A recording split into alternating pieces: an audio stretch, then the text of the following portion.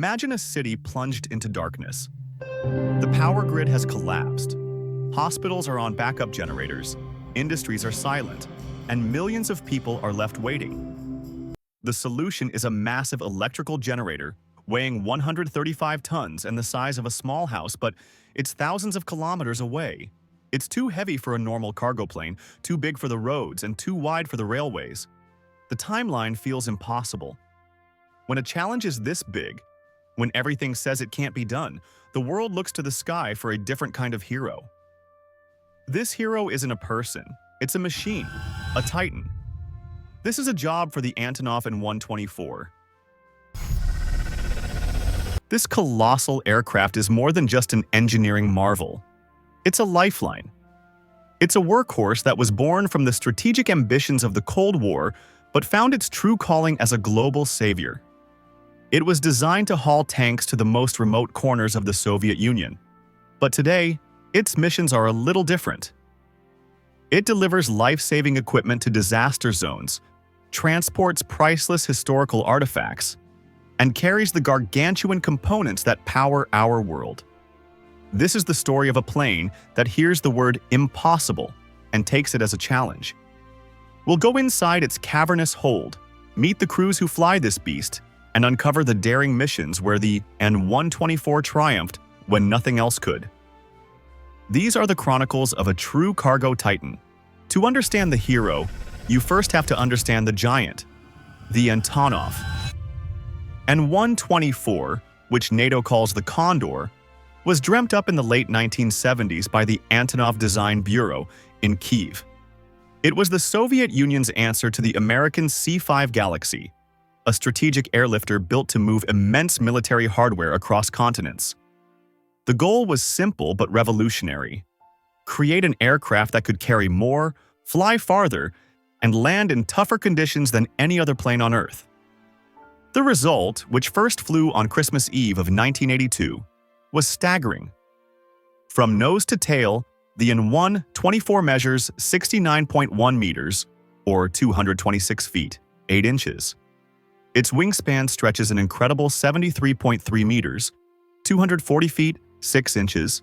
You could park dozens of cars on its wings. It stands over 21 meters tall, about 69 feet. You're not looking at an aircraft, you're looking at a flying building.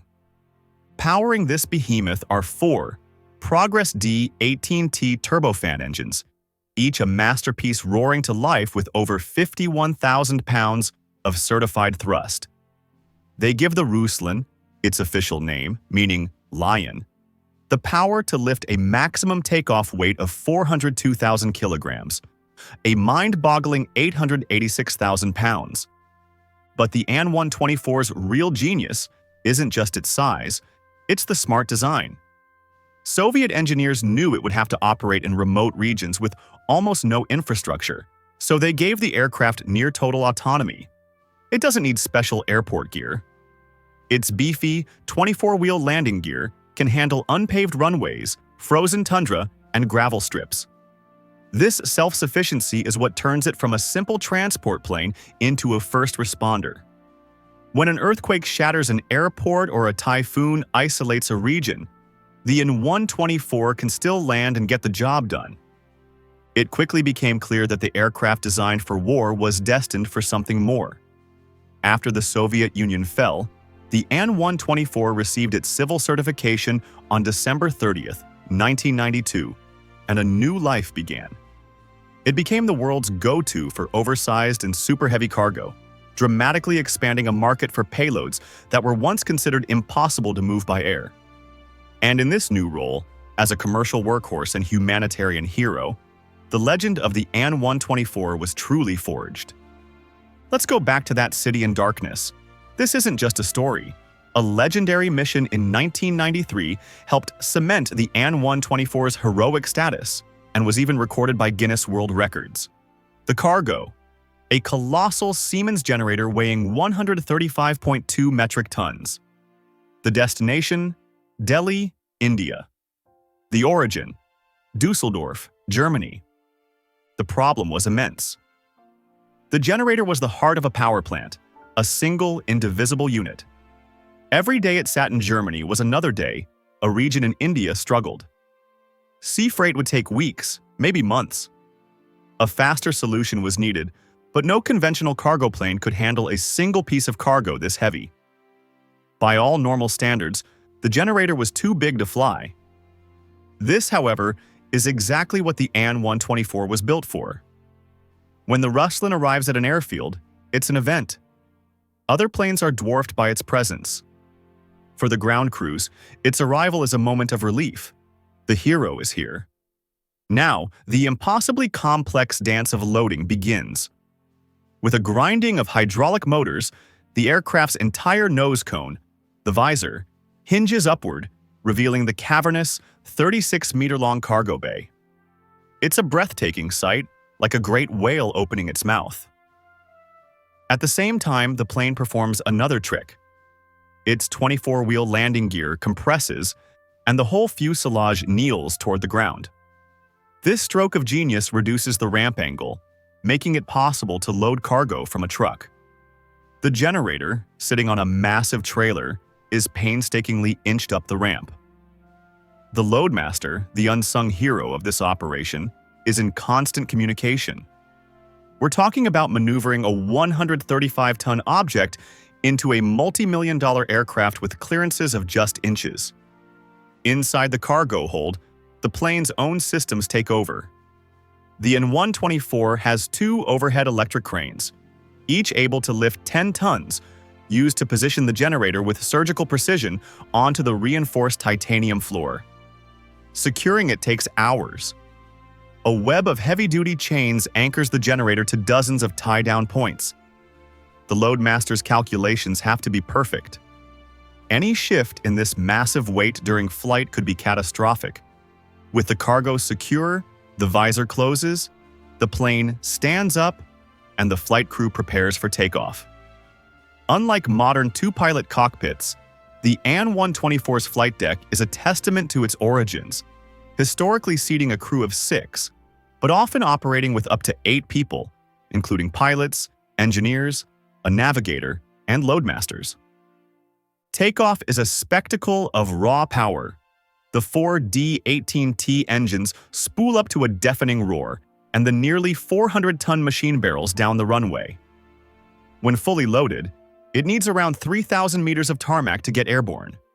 Then, with a final pull on the yoke, the giant gracefully lifts into the sky. Hours later, the Titan descends toward Delhi. The unloading is just as meticulous. Finally, the 135-ton generator is on Indian soil. Power would soon be restored to thousands. This wasn't just a delivery, it was a rescue mission, proving that for this aircraft, the rules of logistics could be rewritten. Not all of the AN-124's heroic missions are about saving cities. Some are about rescuing history. In 2005, the aircraft was called on for a job of immense cultural importance, returning the obelisk of Axum from Italy to Ethiopia. This was no ordinary cargo. The obelisk is a 1,700-year-old granite monument, standing 24 meters tall and weighing around 150 tons. It was looted by Mussolini's regime in 1937 and stood in Rome for decades, a painful reminder of a colonial past. After years of negotiations, Italy agreed to return it. But how do you move a priceless, ancient, and fragile artifact across a continent? The weight was a major hurdle. The decision was made to cut the obelisk into 3 sections, a controversial but necessary step. Even in pieces, the sections were a formidable challenge, with the heaviest weighing around 60 tons. Once again, the AN-124 was the only aircraft for the job. The mission began at a military airport near Rome. The 3 massive granite blocks, cradled in custom steel frames, were brought to the waiting Ruslan.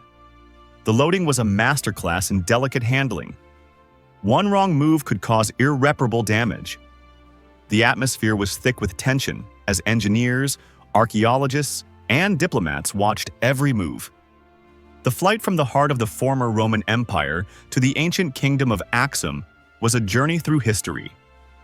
The crew weren't just pilots and engineers, They were custodians of history, on a mission of reconciliation. Landing in Axum presented its own challenge. The local airfield wasn't a major international hub, but this is where the An-124's rugged design shines.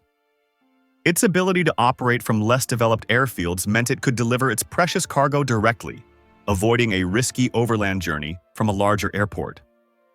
As the Great Plane opened its visor on Ethiopian soil and the first piece of the obelisk was unloaded, cheers erupted. It was a moment of profound national pride. The king had returned. The An-124 had acted as a time machine, righting a historical wrong. This mission wasn't about money. It was about heritage, identity, and justice. The An-124's heroic missions are built on a history of breaking records. In July 1985, it stunned the aviation world by lifting a payload of 171,219 kilograms to an altitude of 10,750 meters, setting a world record. Not to be outdone, in May 1987, another An-124 flew a non-stop distance of 20,151 kilometers in 25 hours and 30 minutes, setting a new world record for distance without refueling. These records were a definitive statement. The Ruslan was in a class of its own. It has performed countless critical missions, like transporting 90-ton hydraulic turbines, massive mining trucks, and even entire yachts. It's a vital asset for the aerospace industry, carrying rocket components and satellites too large for any other plane.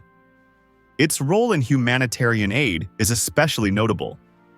After the devastating 1988 earthquake in Armenia, an An-124 delivered a massive crane weighing around 120 tons to help with rescue efforts. During the COVID-19 pandemic, the fleet was instrumental in moving huge quantities of medical supplies. More recently, in March 2023, a Ukrainian An-124 delivered 101 tons of humanitarian aid to Turkey to support victims of the tragic earthquakes there. This legacy has taken on a poignant new meaning for its home country. The Antonov Company, a symbol of Ukrainian pride, has renamed several of its An-124s after the hero cities of Ukraine that have suffered during the conflict. Aircraft now bear names like Be Brave Like Bucha and Be Brave Like Mariupol, turning these titans into symbols of national resilience. Their continued operation is a testament to the spirit of their creators. They fly not just as cargo carriers, but as ambassadors for a nation's courage. From a Cold War powerhouse to a global humanitarian hero, the Antonov. An-124 Ruslan is so much more than a big plane. It's a testament to human ingenuity, a machine built to do what no other can. It has reconnected a city to its power, a nation to its history, and disaster victims to a lifeline of hope. Its massive fuselage has carried the building blocks of our modern world and the priceless artifacts of our ancient one. Each flight is a story of immense challenge and quiet professionalism, a story written by loadmasters who guide tons of steel with millimeter precision, by engineers who maintain its complex systems, and by the pilots who command this gentle giant. The An-124 is a hero with a heart of titanium and a wingspan that embraces the impossible. As long as there are loads too big, distances too great, and crises too urgent, the world will keep looking to the sky, waiting for the unmistakable shadow of this cargo titan.